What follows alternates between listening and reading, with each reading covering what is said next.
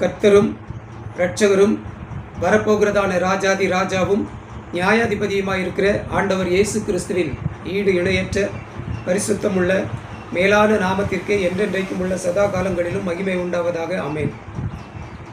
அன்பான தெய்வ பிள்ளைகளே, இன்றைக்கு 12/5/2026 செவ்வாய்க்கிழமை காலை 8 மணி. அன்பான தெய்வ பிள்ளைகளே, இந்த நாட்களில் நாம் இந்த kingdom of Christ in earth mission trust மூலமாக என்னுடைய மகனுடைய திருமணத்தை அரசாங்கத்தில் பதிவு செய்வதற்கான முயற்சிகளை முன்னெடுத்து அதற்காக பிரயாசப்பட்டுருக்கேன் கடந்த பல நாட்களாக. அதுக்காக டாக்குமெண்ட்ஸ் ரெடி பண்ணுறது, ஃபார்ம்ஸ் ரெடி பண்ணுறது, சர்டிஃபிகேட்ஸ் ரெடி பண்ணுறது, இப்படி அப்புறம் அவங்க ஃபோட்டோ ரெடி பண்ணுறது, இப்படி நிறைய காசு நான் செலவு பண்ணியிருக்கேன் அதுக்காக. சரிங்களா? அதுக்காக நிறைய காசு செலவு பண்ணியிருக்கேன். அன்பான தெய்வ பிள்ளைகளே, ஈஸியெல்லாம் இல்லை. சரிங்களா? பண்ணி 2-3 நாளாக சனிக்கிழமையிலேருந்து அதை ஆன்லைனில் அப்டேட் பண்ணுறதுக்கு நான் முயற்சி பண்ணிகிட்ருக்கேன். முடியலை. அந்த போர்ட்டல் ஓப்பன் ஆகலை.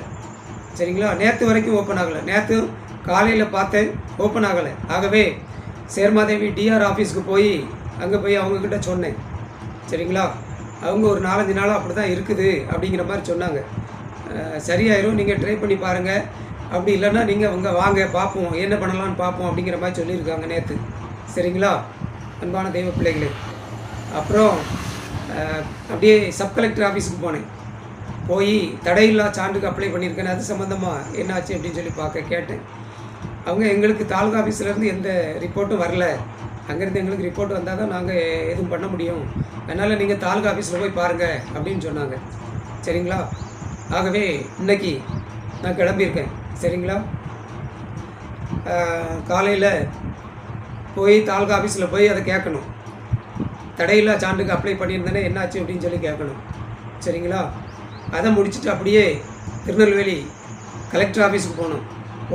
அங்கே போய் அந்த ஆன்லைன் தனிப்பட்டா அது என்னாச்சு அப்படின்னு சொல்லி அதை கேட்கணும். சரிங்களா? அதுக்கப்புறம் கலெக்டர் ஆஃபீஸில் ஏற்கனவே இந்த மின் இணைப்பு டேரிஃப் 5, சரிங்களா, இந்த டேரிஃப் 5 மின் இணைப்பை டேரிஃப் 2Cயாக எங்களுக்கு மாற்றி கொடுக்கணும், அதுக்கு நீங்கள் உத்தரவு போடுங்கன்னு சொல்லி உயர்திரு மாவட்ட ஆட்சித்தலைவர் அவங்களுக்கு நான் ஒரு மனு அனுப்பியிருக்கேன். அதையும் காட்டி அது மேலே என்ன நடவடிக்கை எடுத்திருக்கீங்க அப்படின்னு சொல்லி அதையும் கேட்கணும். அதையும் கேட்டுட்டு அதுக்கப்புறம் மறுபடி சேர்மாதேவி போகணும். ஆமாம், ரிஜிஸ்டர் ஆஃபீஸுக்கு போகணும். அங்கே போய் அவங்கக்கிட்ட மேரேஜை பதிவு பண்ணுறது சம்மந்தமாக பார்த்துட்டு கேட்டு விசாரித்து அதுக்கான முயற்சிகளை முன்னெடுக்கணும் அன்னைக்கு. அன்பான தெய்வ பிள்ளைகளே, சரிங்களா? இது எல்லாமே கிறிஸ்துவின் ராஜ்யத்துக்காக தான் நான் பண்ணிகிட்ருக்கேன். அன்பான தெய்வ பிள்ளைகளே, சரிங்களா? பொருளாதாரத்தில் ரொம்ப கஷ்டத்தில் தான் இருக்கேன். ஆனாலும் கர்த்தர் என்ன வெட்கப்படுத்தாமல் தேவைகளை சந்தித்து நடத்திட்டே தான் இருக்கார். அன்பான தெய்வ பிள்ளைகளே, சரிங்களா? நடத்துவார், கர்த்தர் நடத்துவார். பொருளாதாரத்தில் நான் மட்டும்தான் கஷ்டப்பட்டுட்டு இருக்கேன் அப்படின்னு நினச்சி நான் ரொம்ப வேதனைப்படுவேன். அன்பானவர்களே, இப்போது புதிய ஆட்சி அமைக்கப்பட்டு புதிய முதலமைச்சர் அவங்க என்ன சொல்லியிருக்காங்கன்னு சொன்னால், நான் வெள்ளை அறிக்கை வெளியிட போகிறேன் அப்படிங்கிற மாதிரி சொல்லியிருக்காங்க.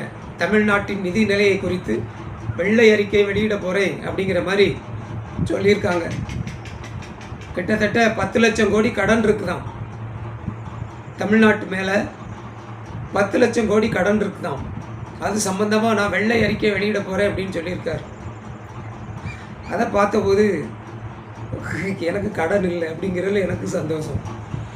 நான் தனிப்பட்ட விதத்தில் கடன்காரன் கிடையாது. அன்பான தெய்வ பிள்ளைகளே, அதை நினச்சி நான் ரொம்ப சந்தோஷப்படுறேன். யாருக்கும் நான் 5 பைசா கடன் கொடுக்க வேண்டியது கிடையாது. சரியா? கடன் வாங்குகிற மாதிரி என்ன கர்த்தர் நடத்தலை. அன்பான தெய்வ பிள்ளைகளை நடத்த மாட்டார். சரிங்களா? அப்புறம் அந்த 10 லட்சம் கோடி கடன் இருக்குது அப்படின்னு சொல்லி கேட்டபோது ஆவியானவர் எனக்குள்ள சில வெளிப்பாடுகளை கொடுத்தார். அன்பானவர்களே, எதிர்காலத்தில் இந்த 10 லட்சம் கோடி கடனை எப்படி அடைக்க போகிறாங்க அப்படின்னு சொல்லி எனக்குள்ள ஒரு கொஸ்டின். கடன் கொடுத்தவங்க கேட்பாங்கல்ல, இப்போ கேட்கல, இப்போ கேட்க கொடுத்துட்ருக்காங்க. ஏற்கனவே யார் ஆட்சி அமைச்சாலும் நடக்க போகிற ஆட்சி வெளிப்படையான கவர்னர் ஆட்சியாக இருக்கும், இல்லைன்னா மறைமுகமான கவர்னர் ஆட்சியாக இருக்கும் அப்படின்னு சொல்லி நான் சொல்லியிருந்தேன். சரிங்களா? கவர்னர் இல்லாவிட்டால் ஜனாதிபதி, அப்படி தான் இருக்கும் அப்படின்னு நான் சொல்லியிருந்தேன். அன்பான தெய்வ பிள்ளைகளே, இப்போ நடக்கிற சம்பவங்களெல்லாம் பாருங்கள், கூட்டி கழிச்சு பாருங்கள். அதான் நடந்துகிட்ருக்கு, அதான் நடக்கும். ஏன்னா பரலோகம் அதை திட்டம் பண்ணியிருக்கு. அதை யாரும் மாற்ற முடியாது, யாரும் மாற்ற முடியாது. அன்பானவர்களே, யாரும் வஞ்சிக்கப்பட வேண்டாம். அப்படி நடந்துடும், இப்படி நடந்துடும், அதெல்லாம் ஒன்றும் நடக்காது. ஆண்டவர் என்ன அனுபவித்திருக்காரோ அதுதான் நடக்கும். அன்பான தெய்வ பிள்ளைகளே, சரிங்களா? ஆட்சி கவுந்துடும், அப்புறம் மறு எலெக்ஷன் நடக்கும் அப்படிங்கிற மாதிரிலாம் நினைக்கிறாங்க. ஒன்றும் நடக்காது. ஆட்சி கவலவே செய்யாது, மறு எலெக்ஷன்லாம் வரவே செய்யாது. 5 வருஷம் இந்த ஆட்சி நடக்கும். அன்பானவர்களே, மறு தேர்தல்லாம் வராது. ஒன்று ஜனாதிபதி ஆட்சி நேரடியாக நடக்கும், இல்லாவிட்டால் மறைமுகமாக நடக்கும். மறு தேர்தலுக்கெல்லாம் சான்ஸே கிடையாது. ஆண்டவர் இந்த தேசத்தில் என்ன செய்யணும்னு திட்டம் வச்சிருக்காரோ அதை செய்து முடிப்பார். அது இந்த கிங்டம் ஆஃப் கிரைஸ்டின் எர்த் மிஷன் ட்ரஸ்ட்டுக்கு சாதகமாக ஆதரவாக இருக்கும். அன்பான தெய்வ பிள்ளைகளே, அதற்கு விரோதமாக இருந்த யாரும் செயல்பட முடியாது, எந்த ஸ்தாபனமும் செயல்பட முடியாது. அன்பான தெய்வ பிள்ளைகளே, ஆமாம், நான் ஆராதிக்கிற ஆண்டவர், நான் சேவை செய்கிற ஆண்டவர், அவர் அப்படிப்பட்ட சர்வ வல்லவர் என்பதை இந்த காணொலியின் மூலமாக நான் பதிவு பண்ணுகிறேன். கர்த்தர் தாமே உங்கள் ஒவ்வொருவரையும் ஆசீர்வதிப்பாராக. ஆமேன், ஆமேன், ஆமேன். Praise the Lord. Thank you Jesus.